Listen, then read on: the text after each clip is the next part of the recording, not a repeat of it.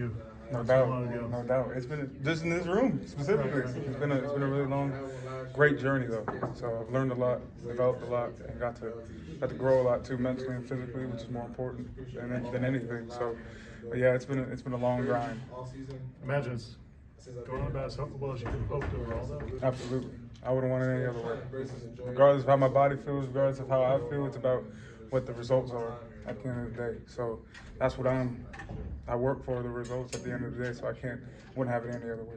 What's been the most rewarding? I know the process isn't done yet, but so far, what's been the most rewarding part of coming here? There's a lot of benefits to coming. I'd say more importantly is at the end of the day is winning, understanding what it takes to win, because winning in any division is really hard, regardless.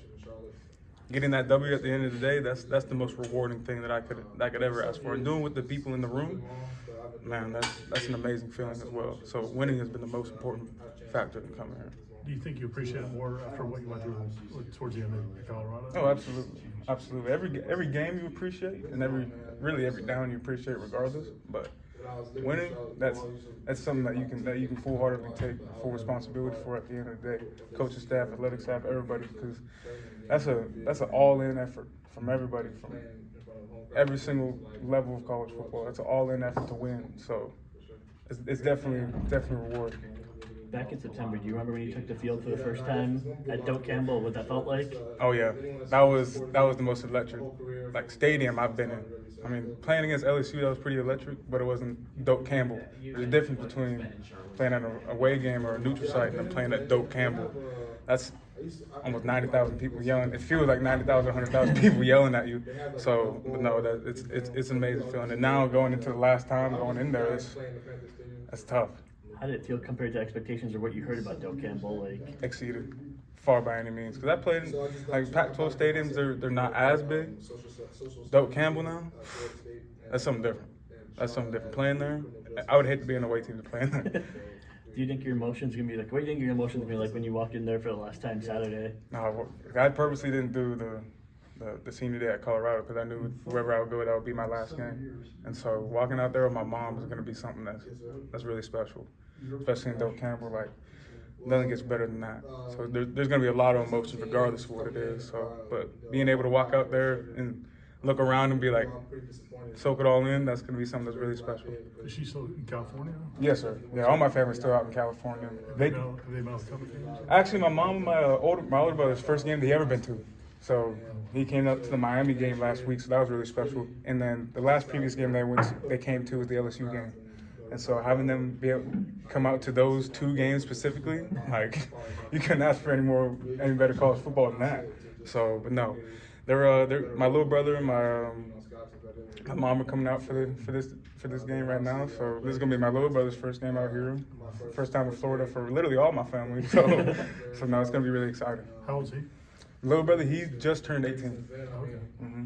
Did you get a chance? Were you one of the players that kind of went over to the crowd after the game last week? No, I stood in the middle of the field and I soaked it all in to kind of figure out what I just did, what we just did.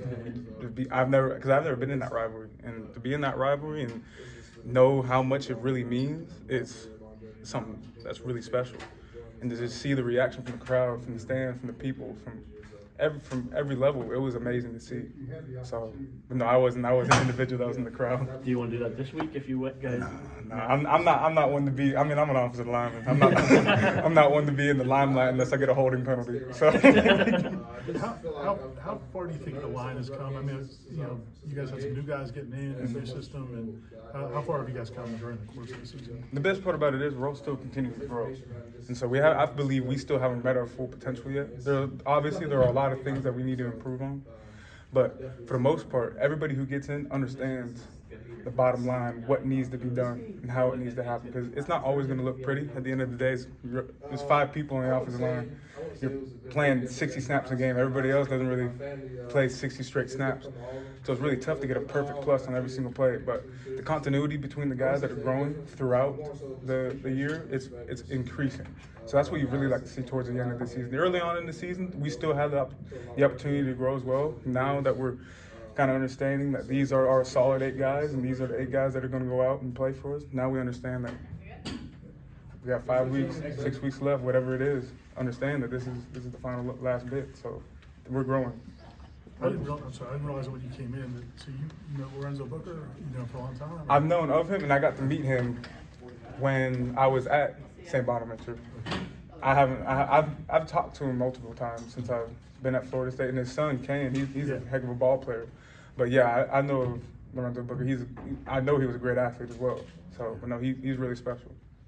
When it comes to guard, blocking for someone like Jordan Travis, who appreciates the offensive line as much as he does, gives you guys shout-outs, what's that like? Oh, it's amazing. I mean, at the end of the day, our sole responsibility is to protect him.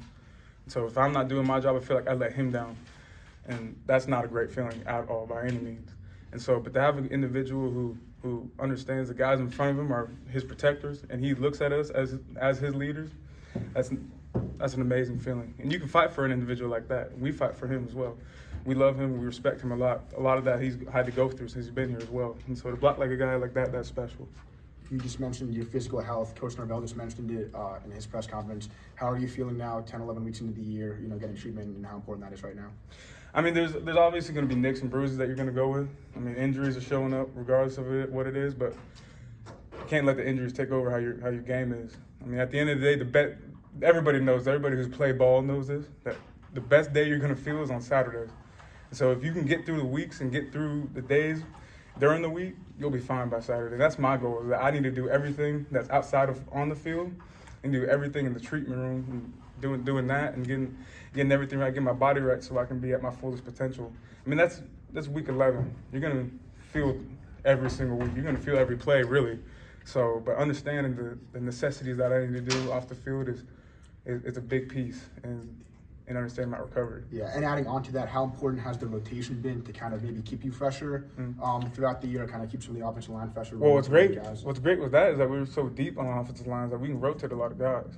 And so having a rotation at that position specifically is great, because playing 60, 80 snaps a game for 11 games, I can't do the math right now, but that's a lot of plays.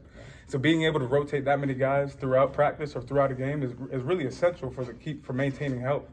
So and I like that system. We've adopted that system as well, and we're not selfish in terms of who plays more, who does this and that. Well, we understand when you're out there, you got to make those plays count as well. And so having the ability to rotate, it's amazing in terms of health. You and Meach, and you guys have some older guys that won't be back next year. Mm-hmm. So fans are starting to wonder, like, okay, what's coming behind you guys? What have you seen from the younger guys since you've been here? I want to give a couple of guys a shout out. Jalen Early and Bryson Nesty. I mean, those two guys have really stepped up in terms of their development and also their role, and they're going to be able to play in the next few weeks and stuff like that. So those guys especially have been able to grow individually as a person, but also off the field as well. They've excelled. And so I'm really excited to see what their potential is, not only, but to see how they grow later on, 2-3 years from now, what they end up being here at Florida State. But I think they have some severe potential there. And also a guy like Lucas Simmons, who just got cleared, Andre Otto, like those Daughtry Rich, I can go on with them. Like I've seen those guys, Keyshawn, specifically Big Sap, like those guys have done an exceptional job. And I think that constitutes how we practice on Sundays. Like a lot of people don't understand, like it's a real war out there for the boys on Sundays. I don't know if you guys have been able to see it, but those guys are taking leaps and bounds in terms of their development. And so I'm really excited to see what their potential is.